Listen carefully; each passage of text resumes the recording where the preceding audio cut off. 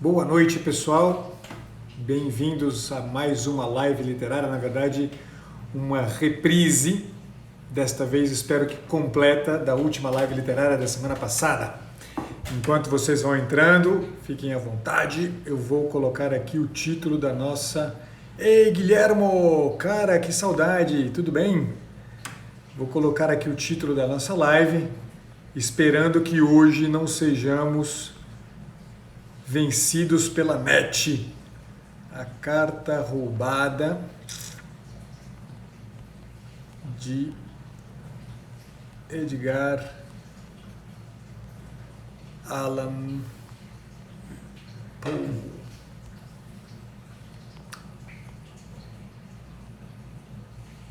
Volta aqui. Pronto. Muito bem, boa noite, André. Boa noite, pessoal. Tudo bem? Bruno. Boa noite, Ângelo. Boa noite. Isso é para fazer menção à mineiridade. Tudo bem, pessoal? Vamos lá. Vamos tentar aproveitar bem o tempo enquanto o sinal de Wi-Fi está estável. Vamos conversar sobre o conto A Carta Roubada do Edgar Allan Poe. Para aqueles que estão vindo pela primeira vez, saibam que, na verdade, essa é uma reprise da live da segunda-feira passada, uma reprise que desta vez eu espero que seja completa, porque na semana passada, no meio do caminho, quando eu tinha começado praticamente a falar do conto propriamente dito, a net me deixou na mão e eu não consegui retomar o acesso para poder terminar e dar uma amarração aí no tema que a gente estava discutindo com a apresentação deste conto, tá bom? Então, saibam que aqueles que assistiram a live da semana passada, hoje a gente vai dar um pouco nesse início aqui, informações que vocês já conhecem, mas lá na sequência eu vou tratar exclusivamente do conto propriamente dito. Então eu vou dar uma encurtadinha, inclusive, nessa parte inicial em que eu apresento para vocês alguns dados acerca do próprio autor, do Edgar Allan Poe, e depois a gente vai tratar aí da carta, tá bom? Do conto, A Carta Roubada. Bom, Edgar Allan Poe, ele é um poeta, escritor e crítico literário norte-americano. Ele nasceu no dia 19 de janeiro de 1809, na cidade de Boston, Massachusetts, nos Estados Unidos. É o segundo filho de 3 do casal Poe, e o primeiro filho do casal Poe, porém, muito jovem, veio a óbito, acho que, se não me engano, por um acidente, posso estar enganado, depois essas são informações que não são fundamentais, não são relevantes, mas só para vocês entenderem um pouco o contexto, da dinâmica familiar que estava envolvida, na qual estava envolvido o Edgar Allan Poe, que na verdade nasceu como Edgar Poe, tá? Vocês vão entender logo de onde é que vem o Allan, como sobrenome na história, na história do Edgar Allan Poe. E a sua segunda irmã, a sua irmã mais nova, a sua terceira, na verdade irmã, sua segunda irmã, na verdade, isso mesmo, terceiro filho do casal Poe, era uma menina que teve uma doença logo na infância, no início da vida, e essa doença acabou deixando-a incapacitada para o resto da vida. Ela viveu, se eu não me engano, ela sobreviveu ao próprio Edgar Allan Poe, que morreu muito novo. Vocês vão ver também aí, eu vou falar rápido dessa informação, logo eu chego nessa informação. E os pais de Edgar Allan Poe também o deixaram, seja o pai que primeiro deixou a família, abandonou a família, deixou a mãe sozinha com os filhos, que pouco depois que o pai foi embora, veio a óbito a mãe também, de forma que o Edgar Allan Poe ficou órfão muito cedo e foi acolhido pelo casal Francis e John Allan, um casal aristocrata norte-americano que acolheu o pequeno Edgar Poe, que passou a assumir, portanto, o sobrenome do casal Francis e John Allan, passando a se chamar, na ocasião, como apenas Edgar Allan.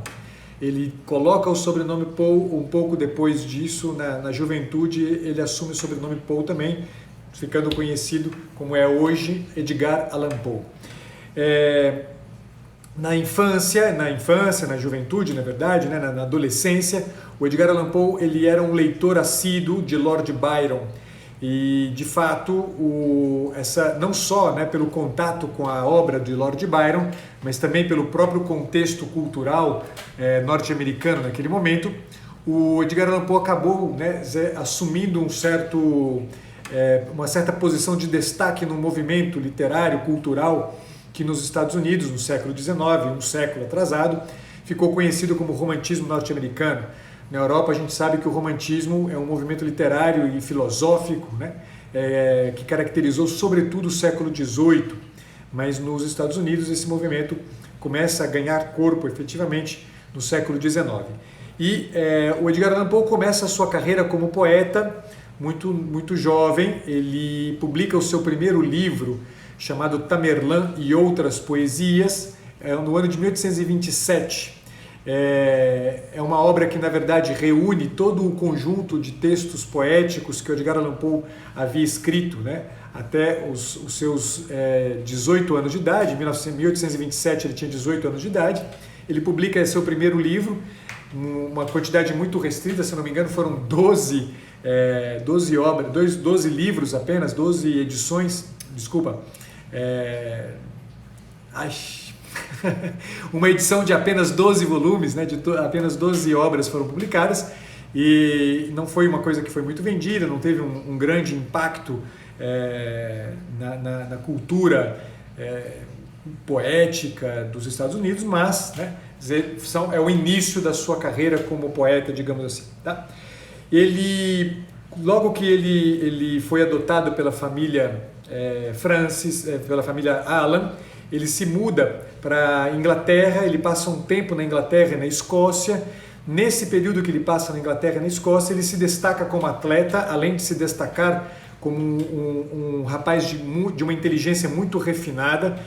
Aliás, esta é uma característica que todos os biógrafos de Edgar Allan Poe fazem muita questão de valorizar. O Edgar Allan Poe era um homem de uma inteligência muito acima da média. Além de tudo, ele era descrito também como um homem muito cortês, além de um homem muito feroz. As suas ideias e seus posicionamentos, aquilo que ele entendia como um valor, era defendido por ele com muita ferocidade, né? E além de ter uma grande cortesia no trato com as pessoas, o que não, né, implicava, nesse caso aqui, numa ausência de ferocidade, de uma defesa bastante contundente dos ideais e dos valores dos princípios que ele entendia como fundamentais. Algo disso se percebe, sobretudo, né, quando a gente sabe desse dado biográfico, que era não só a sua inteligência, como também o seu destaque nos esportes, sobretudo no atletismo. Esse mesmo destaque, mais tarde, lhe garantiu, quando ele, de volta aos Estados Unidos, ingressou na Universidade de Virgínia, uma universidade que tinha acabado de ser fundada, e ele ingressa lá como estudante nessa universidade. Ele havia recebido uma herança de um tio que havia falecido, uma herança que garantiu a ele pagar a universidade, mas o Edgar Allan Poe não era exatamente uma pessoa que poderia se destacar pela capacidade de guardar dinheiro ou de fazer o dinheiro durar. Ele era um perdulário que gastou quase todo o seu dinheiro e viveu a vida inteira, todo o período que ele esteve vivo, ele viveu em condições limítrofes do ponto de vista econômico. Ele nunca se deu muito bem, nunca conseguiu se manter em termos de qualidade, né, às custas do seu trabalho. Ele sempre trabalhou e recebeu, e aquilo que ele recebia era para se manter efetivamente.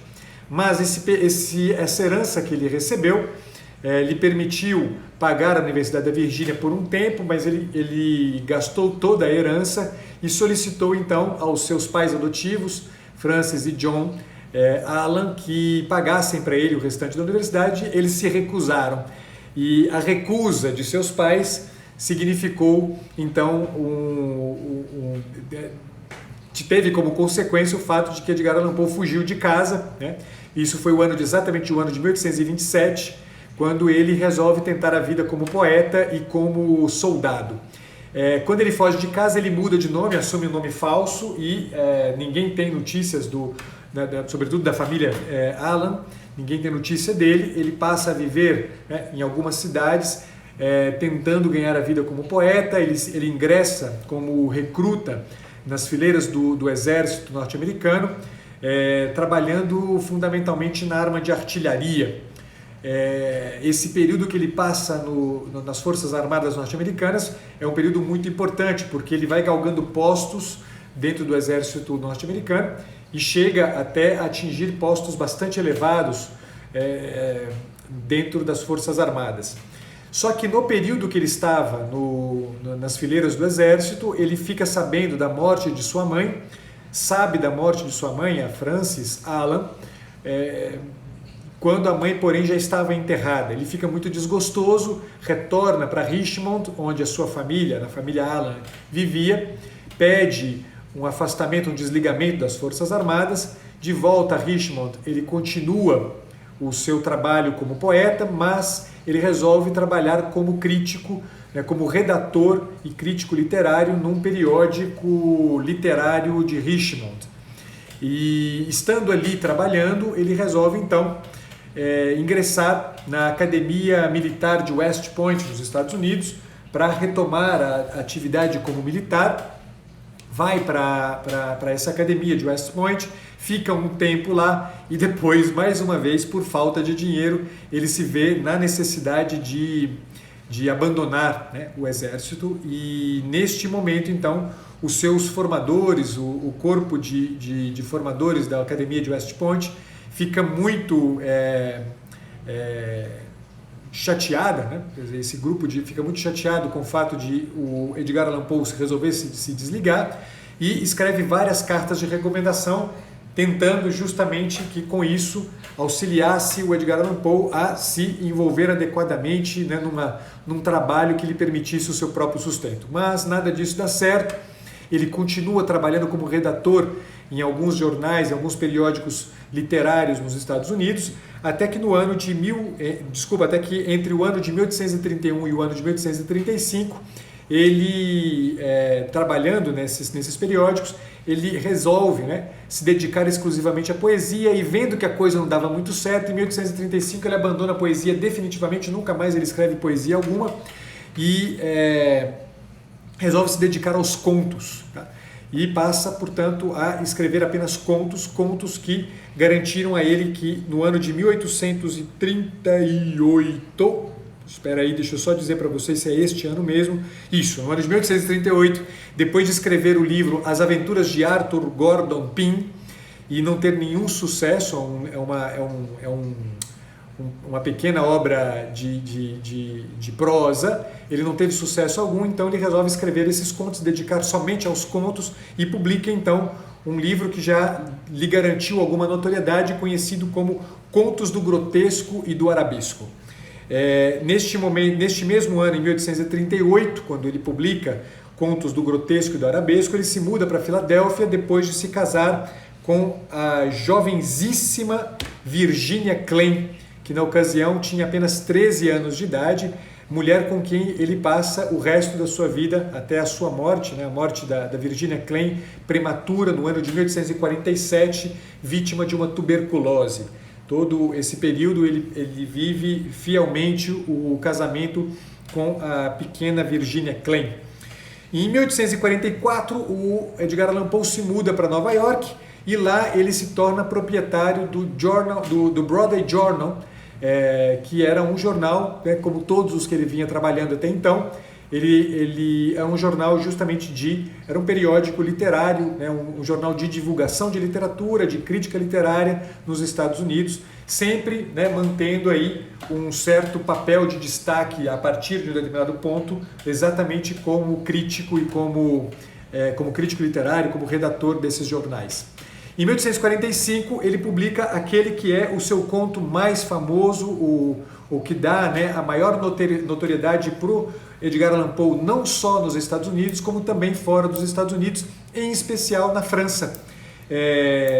País este que é o primeiro a traduzir as obras de Edgar Allan Poe das mãos de ninguém menos que Mallarmé. Em 1845, com a publicação do conto O Corvo, ele, portanto, né, começa a ser bastante reconhecido, lido nos Estados Unidos e começa a mostrar o seu valor, sobretudo como um personagem importantíssimo para a cultura e para a literatura norte-americana. Como eu disse para vocês, em 47 a sua esposa vem a óbito, vítima de uma tuberculose, e ele então resolve empreender uma busca de uma nova esposa. Ele passa um tempo grande aí, né, depois da morte de Virginia Klein, procurando uma nova esposa e não tem sucesso, né, em nenhuma das suas tentativas. E no dia 7 de outubro de 1849, o Edgar Allan Poe é encontrado inconsciente numa taberna norte-americana, numa cidadezinha próxima da Filadélfia, agora não me lembro mais o nome, eu devo ter anotado em algum lugar aqui. Ele aparece lá inconsciente, vestido com roupas rasgadas e todo ferido. Um amigo, o dono da taberna escreve para um amigo do Edgar Allan Poe dizendo que tinha encontrado o Edgar Allan Poe na taberna e pede para esse amigo vir ao seu encontro. Ele nesse meio tempo ele é internado no hospital e ele passa 3 dias no hospital, alternando estados de consciência e estados de inconsciência, sendo que nos estados de consciência ele não falava coisa com coisa, né? E ele vem a óbito então alguns dias depois, e no seu atestado de óbito ele tá descrito que ele faleceu por congestão cerebral, seja lá o que raios isto significa. Edgar Allan Poe morreu aos 40 anos de idade, vítima de uma congestão cerebral. Bom, o que me interessa? Então, dito isso aqui, né, rapidamente para vocês, o que eu gostaria então de já apresentar? Eu sei que eu já falei, tanto daqueles que estiveram aqui na segunda-feira passada vão entender isso talvez como uma repetição, mas acho que é importante para a gente pegar o fio da meada para o conto propriamente dito, que é o que mais me interessa nessa live. Tem um biógrafo de Edgar Allan Poe que, ao descrever a sua obra, diz o seguinte, abre aspas: o universo é um poema, para Edgar Allan Poe, desculpa, o universo é um poema de Deus, é perfeito, mas o homem, cego às obras de Deus, não vê essa perfeição. Cabe ao poeta, que tem a intuição dessa perfeição, graças à sua imaginação criativa, fazer a humanidade conhecer essa perfeição. Fecha aspas. Este é um aspecto que para mim é o que eu gostaria mais de valorizar para vocês aqui nessa introdução da nossa live literária. Live esta que hoje eu esqueci de falar, interessa em especial aos meus colegas psicólogos que aqui estão, psicólogos, psicoterapeutas e terapeutas e tudo mais, sobretudo porque a minha intenção com essas lives literárias é justamente oferecer para vocês alguns recursos que lhes permitam escutar um pouco melhor o sofrimento daqueles que nos chegam no consultório procurando ajuda. Certamente, quando a gente tem o imaginário mais enriquecido por algumas dessas questões que a gente vem trazendo à tona em todas as lives literárias, certamente que a gente acaba entendendo melhor o sofrimento do nosso cliente. Serve, como eu venho dizendo sempre nessas lives literárias, aos meus colegas terapeutas, mas serve também para você que não é colega de profissão, mas que entende e sabe o que é o sofrimento humano e muitas vezes não sabe o que fazer com este sofrimento. O enriquecimento do nosso imaginário, o enriquecimento do nosso repertório cultural certamente nos oferece recursos importantes para que a gente seja capaz de entender o que acontece com a gente e, de maneira mais importante ainda, descobrir formas de enfrentamento. Quer dizer, se a gente consegue olhar para a história, olhar para a nossa história de uma perspectiva que seja mais ampla do que mera e simplesmente a narrativa de um sofrimento para o qual muitas vezes a gente acaba voltando o nosso olhar, quando a gente começa a olhar para a nossa história e perceber que há uma possibilidade desenhada dentro do horizonte das possibilidades humanas, a gente certamente também consegue dar passos mais significativos. Isto que eu acabei de ler, referente à descrição que o biógrafo do Edgar Allan Poe faz do conteúdo fundamental da obra do nosso autor aqui é algo que me interessa que a gente comece a valorizar. Ele está dizendo para a gente que o Edgar Allan Poe olha para a realidade partindo do pressuposto que a realidade ela é perfeita, ela por ser obra de Deus ela é perfeita. Só que a gente não é capaz de entender essa perfeição. A gente está cego a esta perfeição. Requer-se, portanto, diz ele, a presença de um poeta que tem a intuição dessa perfeição e é capaz, com a sua imaginação criadora, de nos fazer conhecer essa perfeição. Por que que isto é importante? E aí agora trato exclusivamente do nosso conto aqui. Porque quando a gente olha para a nossa história desde este ponto de vista, desde o ponto de vista de uma história que tem um quê de perfeição, que a gente não consegue ver, que está colocado num ponto cego do nosso olhar para a própria história, quando a gente começa a perceber isso, nasce na gente uma atenção refinada a este elemento de perfeição que está escondido e que muitas vezes a gente não consegue olhar para ele, e exatamente porque a gente não consegue olhar para ele, a gente acaba travando. Seja que eu esteja escutando a dor do meu cliente, seja que eu esteja olhando para a minha dor, para a minha narrativa de dor e de sofrimento. Então, a primeira grande questão que eu quero chamar a atenção, repito, há uma ordem cosmológica, apesar do caráter quase pleonástico dessa afirmação, há uma ordem cosmológica na vida e que requer da gente um tipo de atenção poética. É isso aqui que eu quero mostrar para vocês. O conto A Carta Roubada, e agora vou daqui até o final falando dele, é um conto que está ambientado numa Paris, né, do século XIX, do início do século XIX, e tem como personagens algumas pessoas importantes. A mais importante de todas aqui é o personagem que o Edgar Allan Poe criou quando ele, e aí eu abro um parênteses, esqueci desse detalhe que não é um detalhe, mas é muito importante, Edgar Allan Poe pode ser considerado o pai da literatura policial, né, dos romances policiais. O seu personagem, o personagem que ele criou para dar surgimento para esse tipo de literatura, que é a literatura policial, é o famoso, né, Auguste Dupin, um grande detetive particular que ajuda a polícia de Paris a resolver alguns dos seus casos.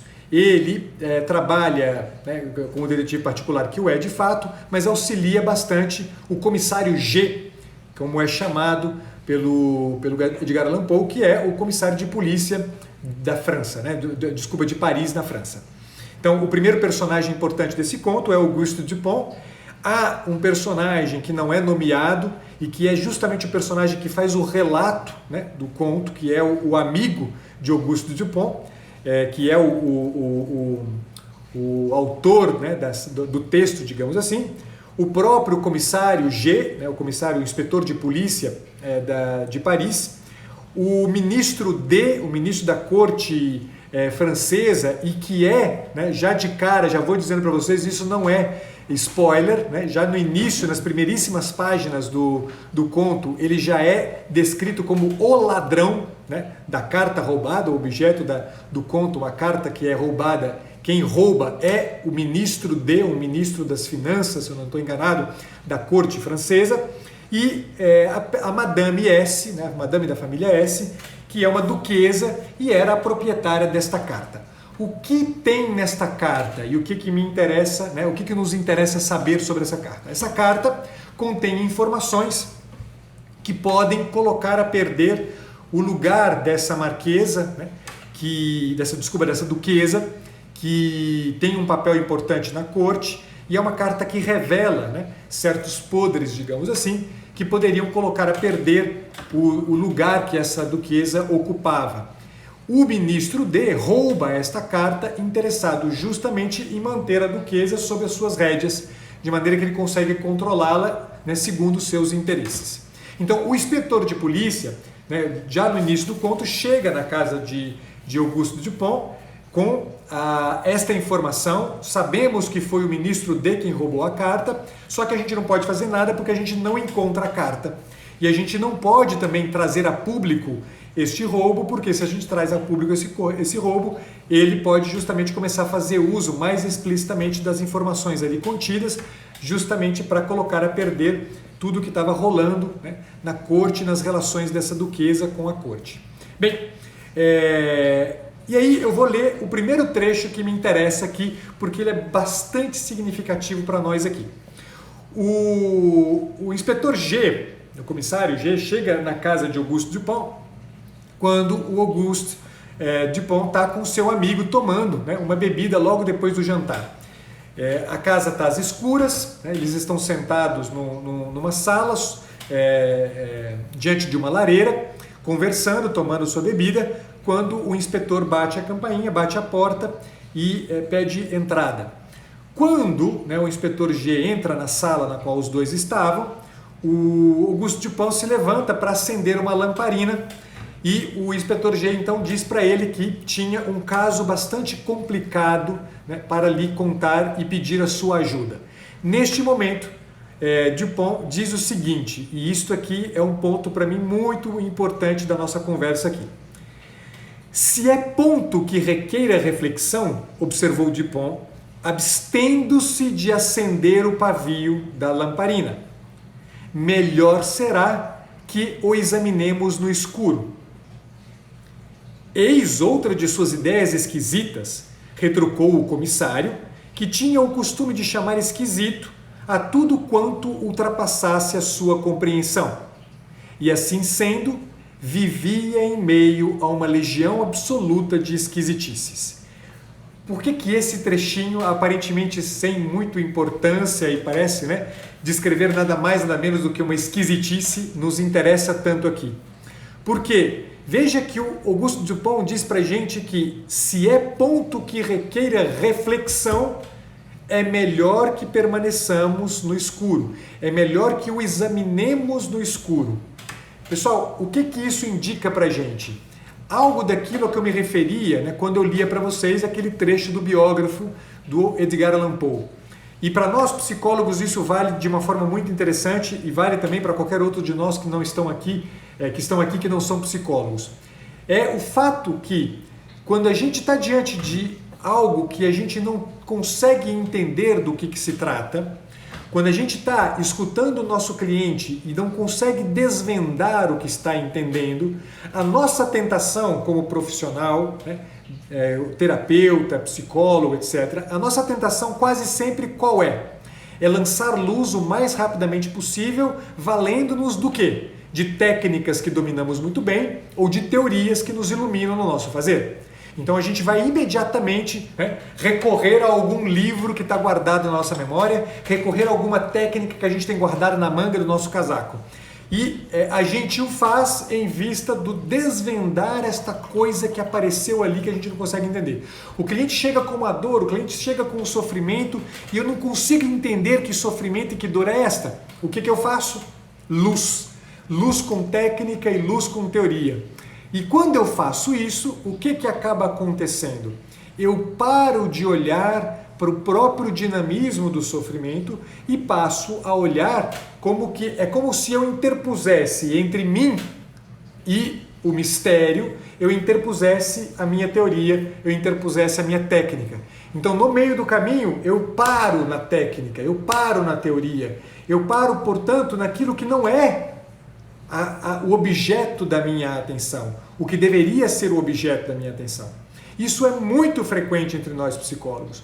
O que Auguste Dupont está dizendo para a gente, já ensina para a gente de cara, como belo recurso diante do mistério, a melhor coisa a fazer é permanecer no escuro, ou seja, é permanecer diante do mistério.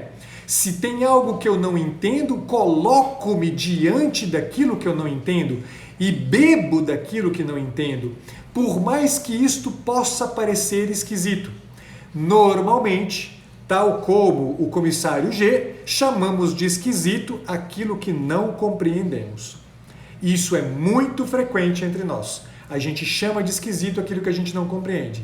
Você que não é psicólogo, não é psicoterapeuta, não é terapeuta e que olha para o seu próprio sofrimento e não consegue entender qual é o sentido desse sofrimento, qual que é a sua tendência quase sempre? É correr no Google e lançar luz sobre o seu sofrimento. Aí o que você faz? Digita no Google, estou triste. E aí clica lá no buscar e encontra uma lista de opções tiradas do DSM, que descreve aquilo que você finalmente diz: agora eu sei o que eu tenho, estou deprimido.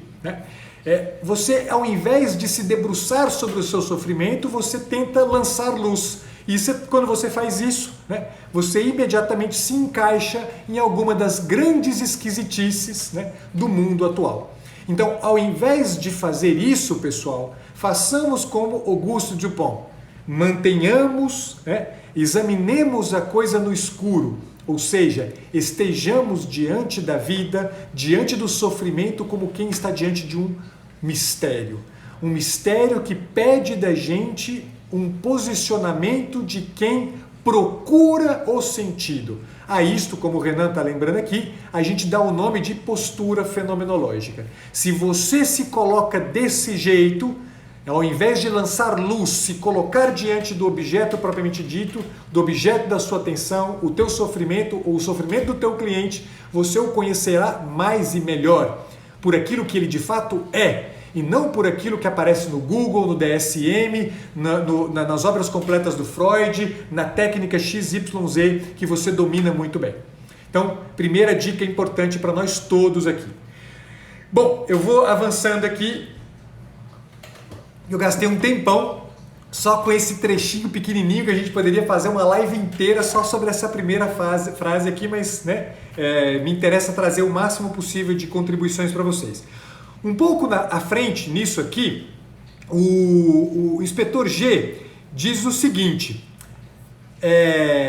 acontece que temos andado muito atrapalhados, porque o negócio é tão simples e, no entanto, confunde-nos. Aí diz o Auguste Dupont: talvez seja a própria simplicidade do caso que o atrapalha. No mais das vezes, isto sobre o que a gente se debruça, cheio de desejo de lançar luz, de colocar uma série de focos de luz, normalmente ele é complexo por uma razão que leva o Viktor Frankl a afirmar que a nossa dor maior não é tanto com a falta de sentido, mas é com a dificuldade de reconhecer o sentido. Porque a vida é simples, pessoal. A vida é muito simples. Se a gente entende, que o sofrimento nos coloca em crise, e se nos coloca em crise porque, 2, a nossa estrutura não é a estrutura da crise, mas é a estrutura justamente de um anseio de estabilidade, de caminho, de liberdade, de verdade, de bem, de justiça, tudo com letra maiúscula.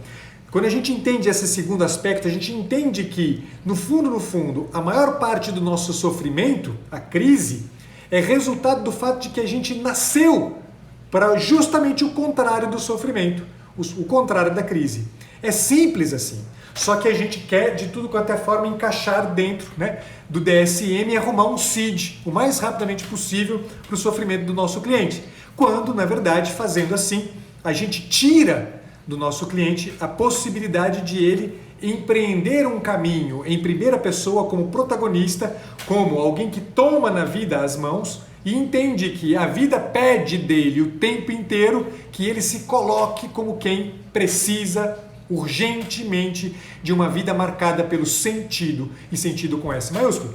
É simples, dá uma baita dor de cabeça, mas é simples. Dizer, vista dessa perspectiva, toda a dinâmica é de fato muito simples. O que não quer dizer que não seja muito difícil fazer. Ou seja, que não seja algo que exige da gente um comprometimento, exige da gente um empenho com a própria vida, que não seja um empenho como quem coloca na frente dos olhos uma teoria, uma técnica que vai finalmente lançar luz sobre tudo.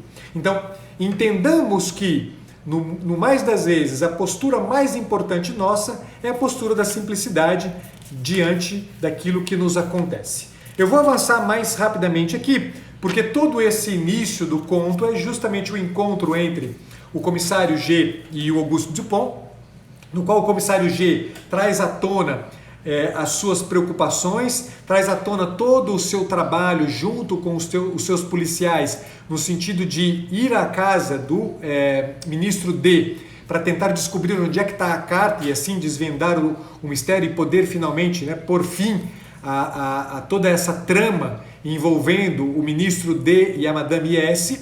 Ele faz todo esse relato e vai embora. E um pouco depois, num diálogo entre Auguste Dupont e o seu amigo, que é o relator, que é o cara que faz o relato desse conto, ele diz uma coisa muito interessante e mais um ponto de atenção para nós aqui. Diz o seguinte: a polícia parisiense é extraordinariamente hábil à sua maneira.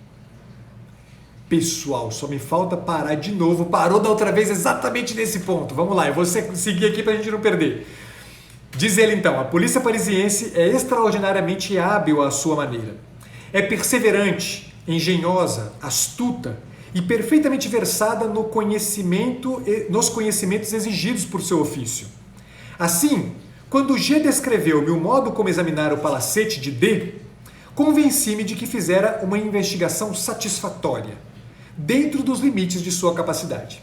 Veja, isso acontece rigorosamente com qualquer profissional da área de saúde mental, meus colegas psicólogos, psicoterapeutas e terapeutas, quando lança mão de todo o conjunto teórico e técnico de que é dotado e que conhece muito bem.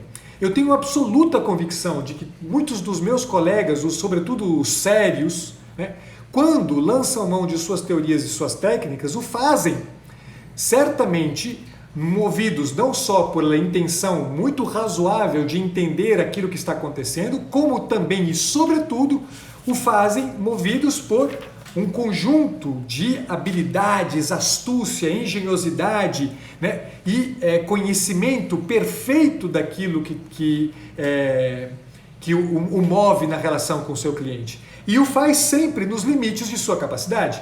Ou seja, eu tenho certeza absoluta que os profissionais que aqui trabalham, que aqui estão e que trabalham como profissionais de saúde mental, quando lançam mão de algum desses recursos, o fazem dentro do limite de suas capacidades. O fazem muito bem.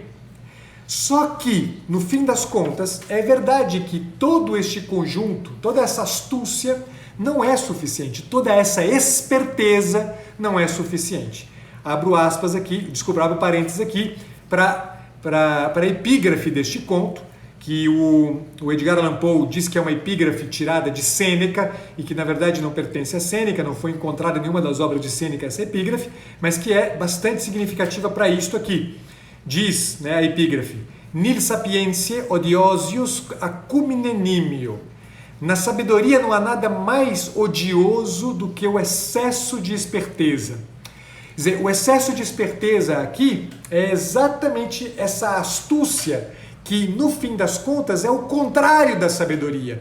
A sabedoria tem mais que ver com aquilo a que nos referíamos quando eu lia para vocês aquele trecho do biógrafo de Edgar Allan Poe, dizendo que todo o trabalho mais importante, no caso, é o trabalho do poeta, que é o camarada que é capaz de, por via de uma intuição, resultado da sua capacidade criativa, ele entender a perfeição da realidade.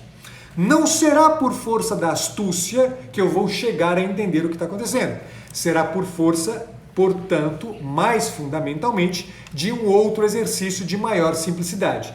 E ele faz, então, na sequência, um trecho bastante longo do diálogo, não vou ler para vocês aqui, um exemplo, baseando esse exemplo numa situação que aqui ele assistiu, vendo algumas crianças brincando com uma brincadeira de par ou ímpar, em que a criança adivinhava recorrentemente qual era o número de bolinhas que a outra criança tinha escondida na mão. se era um número par ou se era um número ímpar. E ele faz, né, ele chega a essa conclusão por meio, né, de uma lógica muito simples, né? É mais ou menos o seguinte: a criança esconde uma ou duas bolinhas na mão e apresenta e pergunta: par ou ímpar tem aqui dentro da minha mão? Né? Se a criança, né, responde par, ele tem ímpar na mão, ele sabe, portanto, que a criança vai pensar da seguinte forma: na próxima vez que ele apresentar a mão, sendo que eu disse par, ele vai tirar uma para poder, ele não vai tirar uma para poder, para eu não correr o risco de dizer ímpar, e, portanto, ele vai trazer de novo uma par. Então, nesse raciocínio, ele acredita que a criança que vai adivinhar, ela vai dizer par de novo. Então, um tipo de raciocínio como esse, usando uma lógica simples, leva ao dizer que, muitas vezes, o que nos é requerido é mero e simplesmente o uso, né, da nossa inteligência, baseando-nos, na simplicidade de uma atenção à forma como os eventos se nos apresentam. Tratando de novo da questão clínica propriamente dita, dizer, quanto mais eu olho para a situação entendendo que a coisa é muito mais simples do que uma discussão sobre a relação edipiana da criança com o seu pai e o seu anseio de cometer o parricídio. Dizer, quanto mais eu complico a coisa, tanto menos eu entendo o que está acontecendo ali. É uma astúcia que não te leva a compreender adequadamente o que está em jogo. Quer dizer, tudo o que eu preciso, na verdade, é entender que tem ali um sofrimento e que eu preciso lançar mão do conjunto de recursos o mais simples possível, conjunto esse que uma criança o usa muito bem, mais e melhor do que nós profissionais, dotados de uma quantidade gigantesca de teorias e técnicas que, no fim das contas, mais nos atrapalham do que nos ajudam. Sigo com, então, o seguinte trechinho aqui que me interessa também, faltam 20 minutos e já vou começar a dar finalização para isso aqui.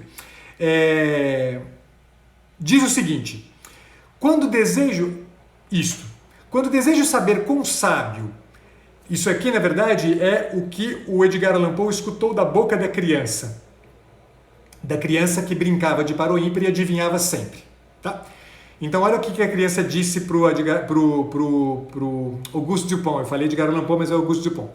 Quando desejo saber quão sábio, quão estúpido, quão bom, quão perverso é alguém, ou quais são os seus pensamentos no momento, componho, olha que legal isso, a expressão do meu rosto de modo a repetir tão acuradamente quanto possível a expressão do rosto dele. E fico esperando para ver que pensamentos ou sentimentos nascerão em minha mente ou no meu coração, como se fossem símiles ou correspondências de minha expressão. Pessoal, esta frase aqui, né, lançada assim no início do século XIX, né, meados do século XIX, esse conto de 1844, né, é uma frase que, porém, ela profetiza, digamos assim, né, ela é a antecipação de uma discussão que lá no início do século XX, uma filósofa alemã chamada Edith Stein faz quando ela discute o tema da empatia.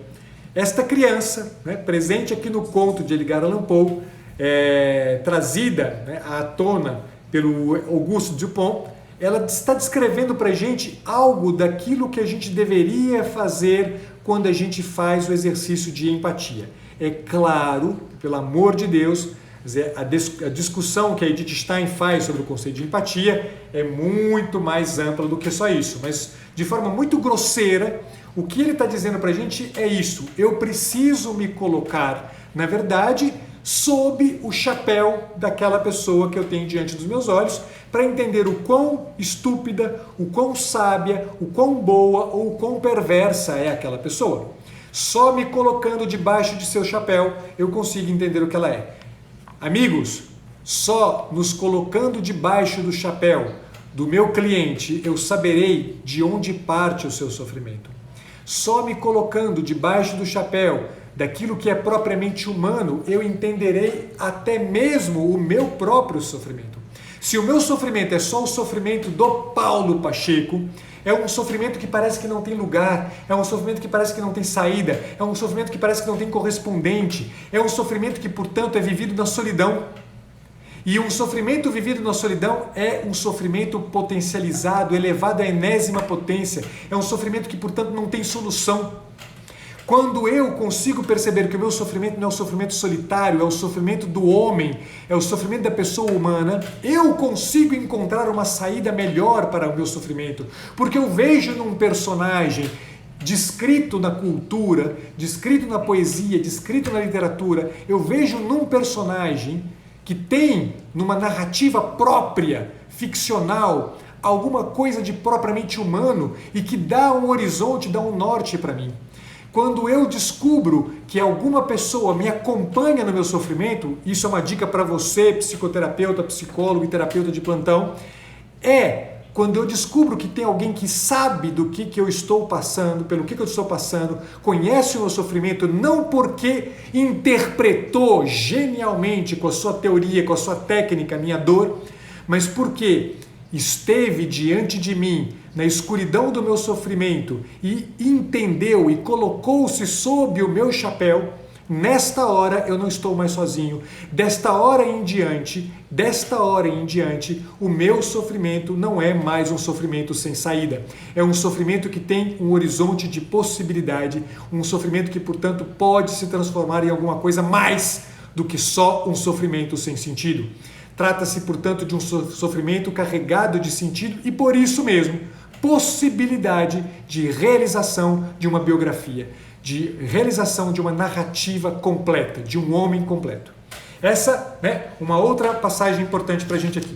Eu tinha selecionado mais um monte aqui, estou gastando tempo com alguns trechinhos aparentemente pequenininhos, mas que são importantes e que trazem muitas coisas para a gente. Eu vou, para avançar, para além desse tema aqui, da atenção às técnicas e teorias e tudo mais, eu vou pegar um outro trechinho e aí eu termino com... paro de falar sobre isso e já vou lá para os finalmente, para uma última discussão importante. Pegar um momento bastante significativo do diálogo entre o Auguste Dupont e o seu amigo, que é o seguinte. Diz o seguinte aqui, depois de toda uma discussão que o Auguste Dupont faz sobre o fato de o ministro D ser um homem versado em poesia, mas sobretudo um grande matemático. De maneira que o Auguste Dupont usa isso aqui como recurso de compreensão daquela pessoa e com isso consegue descobrir aquilo que o comissário G e os seus policiais não haviam conseguido descobrir, apesar das inúmeras vezes que fizeram investigações dentro do palacete do ministro D. Fazendo as investigações, como eu disse para vocês, marcados pela maior perícia técnica possível. E o Auguste Dupont, sabendo disso, sabendo que o ministro D era um poeta e um homem e um grande matemático, ele então diz o seguinte. Vamos lá, deixa eu pegar desse trecho aqui em diante que eu acho que é bastante significativo. Deixa eu só ver se esse trecho está bom. Você de certo compreenderá, diz aqui, o que eu quis dizer quando afirmei que estivesse a carta roubada, olhem isso que interessante, estivesse a carta roubada oculta em algum lugar compreendido entre os limites das investigações do comissário, em outras palavras, tivesse sido aplicado na ocultação um princípio compreendido entre os princípios do comissário, os princípios do comissário são aqueles princípios de astúcia, de domínio técnico e teórico, sua descoberta teria sido assunto fora de dúvida. Então, se o sofrimento do meu cliente estivesse compreendido dentro do meu domínio técnico e teórico, pessoal, não tenho dúvidas de que a gente entenderia muito bem e rapidamente o que está acontecendo ali. A questão é que, no mais das vezes, acontece uma de duas coisas. Ou eu faço aquilo que a gente chama de leito de Procusto, ou seja, o que é o leito de Procusto? Procusto é um personagem da mitologia grega, que ele enfim, ele ficava na estrada, tá? Ele vivia na estrada e tinha um leito, uma cama de ferro de um tamanho específico, que era o tamanho dele, de Procusto. E ele abordava os transeuntes, os viajantes, os peregrinos, e antes de roubá-los, né, antes de fazer alguma coisa com eles, os deitava em seu leito de ferro. Se essas pessoas eram menores do que o leito, o que ele fazia? Esticava a pessoa até encaixá-la no seu leito. Se a pessoa era maior do que o leito, ele decepava o que sobrava. Tá? A ideia do leito de Procusto muitas vezes acontece com nós, né, terapeutas, psicólogos, etc., quando a gente faz exatamente isso. Quer dizer, eu tento encaixar o problema, a dor e o sofrimento do meu cliente no limite teórico meu, que é desse tamanhozinho. Então, para isso, ou eu estico o camarada, ou eu corto, né? Ou eu decepo ele de alguma coisa para ele poder se encaixar direitinho lá dentro. Né? O Freud fez isso infinitas vezes. Por exemplo, ele tanto fez o leito de Procusto que ele conseguiu deturpar todo o mito edípico para poder encaixar a sua teoria, né, na própria compreensão da história de Édipo, né, do Édipo Rei. Quer dizer, tudo aquilo que o Freud fez, quer dizer, o complexo de Édipo, o famoso complexo de Édipo, que todo mundo tem na ponta da língua para explicar absolutamente tudo, quer dizer, é uma barbaridade sem tamanho, uma atrás da outra. Quer dizer, é uma série de erros gravíssimos do ponto de vista de compreensão do que está em jogo ali. Mas ele o faz para poder encaixar todo mundo direitinho dentro do seu leito de Procusto. Essa é uma das opções. A segunda opção, normalmente também muito presente e que nós, né, profissionais, tantas vezes evitamos ao máximo sequer referir que isso possa nos acontecer, é a experiência de um fracasso terrível. Quer dizer, eu tentei e não dei conta. Né? Então, normalmente a gente acaba silenciando isso aqui para não dar muito pano para manga. Porque a gente faz a experiência de um fracasso, a gente não dá certo a nossa interpretação. Então, o que precisamos sempre entender é que, quer dizer, a gente precisa ir para além dos nossos domínios técnicos. E ir para além dos nossos domínios técnicos é estar às escuras. No mais das vezes é estar às escuras. Beleza? Vamos lá para a última e derradeira parte do nosso conto e eu vou encerrar com essa parte. Deixa eu só ver se... Não, é esse trecho aqui mesmo. Vamos lá. É um trecho um pouco mais longo e eu vou terminar com ela, fazendo só um comentáriozinho no final e aí encerramos isso. Diz o seguinte: contesto a eficácia e, portanto, o valor daquele raciocínio que se cultiva por qualquer forma especial que não seja a lógica abstrata. Então ele já está dizendo para a gente que o caminho é a lógica. Lógica entendida aqui não simplesmente como um domínio de determinações lógicas, de raciocínio lógico frio, mas lógica entendida como aquela simplicidade a que eu me referi há pouco. Contesto, em particular, o raciocínio deduzido pelo estudo matemático. A matemática é a ciência da forma e da quantidade. O raciocínio matemático só é lógico quando aplicado à forma e à quantidade. O grande erro está em supor que mesmo as verdades do que se chama álgebra pura são verdades gerais ou abstratas. Em geral, por incrível que pareça, os psicólogos, psicoterapeutas e terapeutas, por mais avessos que sejam a técnicas ou a raciocínios matemáticos, acabam abraçando exatamente este padrão. Né? É impressionante, porque a gente não se dá conta, né, daquilo que a gente normalmente torna alvo das nossas críticas. E esse erro é tão evidente que me espanta a universalidade de sua aceitação. Os axiomas matemáticos não são axiomas de verdade geral. O que é uma verdade de relação, de forma e quantidade, é muitas vezes enormemente falso com respeito à moral, por exemplo. E nós estamos no campo do sofrimento humano, não no campo da álgebra. Nós estamos no campo da moral, no campo do comportamento, no campo daquilo a que o Edmundo Husserl dizia que são as verdades mais candentes ao gênero humano, o sentido e o não sentido.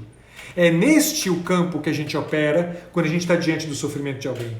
É este o campo no qual a gente opera quando a gente está diante do nosso sofrimento. Portanto, recorrer aos algoritmos do Google é uma loucura, pessoal. É uma loucura recorrer a esses tipos de algoritmos. Recorrer a um padrão que a gente chamaria de digital de compreensão, 0 ou 1. O nosso padrão humano, ele é, na verdade, analógico. E analógico aqui não é só um reloginho que tem um monte de engrenagens. Analógico aqui é sempre alguma coisa que tem a função de aná para cima, logos, palavra. Quer dizer, a nossa relação deve ser o tempo inteiro uma relação com alguma coisa que é uma palavra que nos lança para cima. Uma palavra que, portanto, nos faz entender de uma forma mais completa e, portanto, mais voltada para o sentido aquilo que é o nosso sofrimento. Se a gente não faz isso, povo, a gente vai encaixar o nosso sofrimento dentro de um joguinho de zerinhos ou uns. A gente faz isso com a gente e o pior de tudo, nós, terapeutas, psicoterapeutas e psicólogos, o fazemos com o nosso cliente. Encaixamos o nosso cliente num joguinho de zerinhos ou uns. Nessa última ciência é muito comumente inverídico que a soma das partes seja igual ao todo. Também na química esse axioma falha. Na apreciação de motivos, falha. Olha só, por que falha? Porque não consegue ver os motivos. Porque dois motivos, cada um de um dado valor, não tem necessariamente, quando unidos, um valor igual à soma de seus valores separados. Há numerosas outras verdades matemáticas que só são verdades dentro dos limites da relação. Mas os matemáticos argumentam com verdades finitas, pelo hábito, como se elas possuíssem aplicabilidade geral, tal como o mundo, em verdade, imagina que possuam. A gente faz isso o tempo inteiro, pessoal. A gente fica encaixando o nosso sofrimento e a nossa dor em alguns padrões matemáticos, em alguns algoritmos de compreensão, em algumas álgebras bem montadas, em uma lógica fria de um raciocínio perfeito dentro de uma técnica, de um domínio teórico, e nesse caso, sempre a gente vai dar com os burros na água. Tanto que Auguste Dupont descobre muito facilmente, numa única visita ao ministro D, ele descobre onde estava a carta roubada, que não estava escondida em lugar algum. Ela estava evidentíssima em cima da mesa do ministro D. Estava simplesmente lá. Como era uma coisa de muito valor, ele, o ministro, entendeu que a melhor maneira de as pessoas não perceberem que ela ali estava, era fazê-la parecer sem valor. O que ele fez?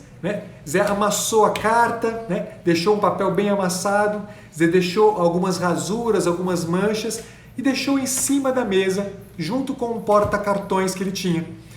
Estava lá o tempo inteiro, nunca estivera longe desta mesa.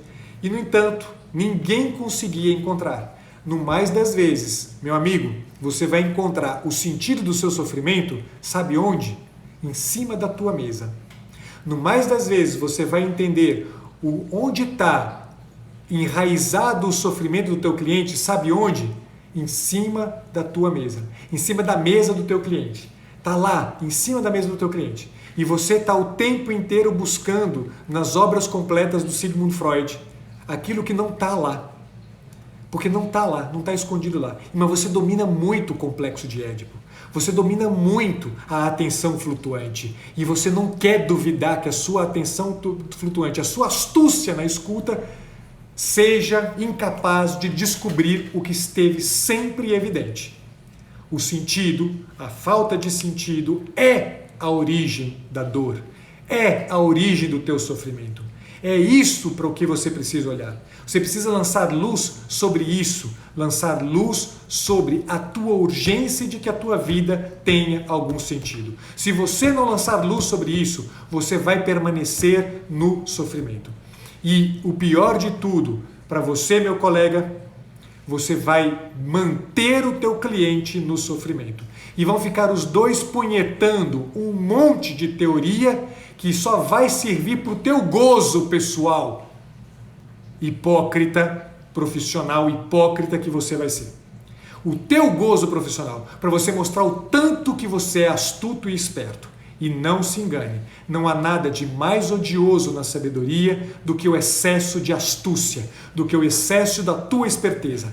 É odioso porque não é sábio, é odioso porque faz de você um péssimo profissional, é odioso porque faz de você um hipócrita desgraçado que, ao invés de auxiliar e acompanhar o sofrimento do teu cliente, você fica apenas e simplesmente querendo mostrar o teu valor de profissional de merda que não é capaz de acompanhar a dor do outro. Se é para isso que você está fazendo o teu trabalho, meu amigo, fecha as portas e vai vender pipoca na rua, que é a melhor coisa que você faz. Você faz menos mal para as pessoas fazendo isso.